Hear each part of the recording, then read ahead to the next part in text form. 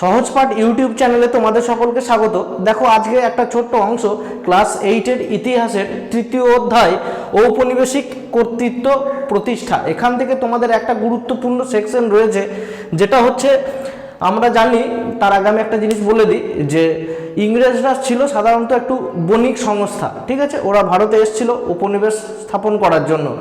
তাদের যেন উপনিবেশ বা তাদের যে ব্যবসা বাণিজ্য আরও যেন বাড়ে, সেই কারণে কিন্তু ব্রিটিশরা কি করেছিল, সাধারণত প্রথমে তিনটে তারা কিন্তু প্রেসিডেন্সি গড়ে তুলেছিল, ঠিক আছে।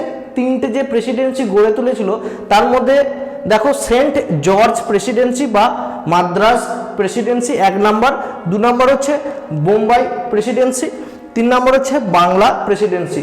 এইবারে তোমাদের এখান থেকে যদি প্রশ্ন হয় যে কোন প্রেসিডেন্সি কোন কোন অঞ্চলে রয়েছে বা কোন কোন অঞ্চল নিয়ে সেই প্রেসিডেন্সিগুলো গঠিত হয়েছে, সেইগুলো তোমরা একটু দেখে নাও। দেখো মাদ্রাজ প্রেসিডেন্সিতে যে যে অঞ্চলগুলো পড়ে সেগুলো হচ্ছে তামিলনাড়ু, কেরালা, অন্ধ্রপ্রদেশের কিছু এলাকা, কর্ণাটক ও দক্ষিণ উড়িষ্যার কিছু অঞ্চল, ঠিক আছে। তোমরা কিন্তু এগুলো ভালোভাবে নোট ডাউন করে নাও।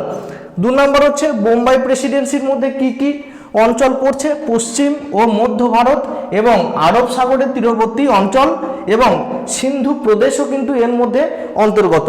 এরপরে চলে আসি বাংলা প্রেসিডেন্সি। বাংলা প্রেসিডেন্সির মধ্যে সবথেকে গুরুত্বপূর্ণ কোন কোন অঞ্চল, বাংলা, বিহার, উড়িষ্যা, আসাম ও ত্রিপুরার অঞ্চলগুলো, ঠিক আছে।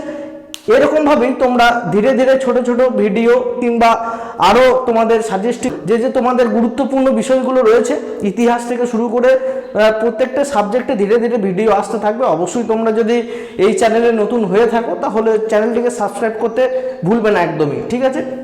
তা আজকের ভিডিওটা এই অবধি।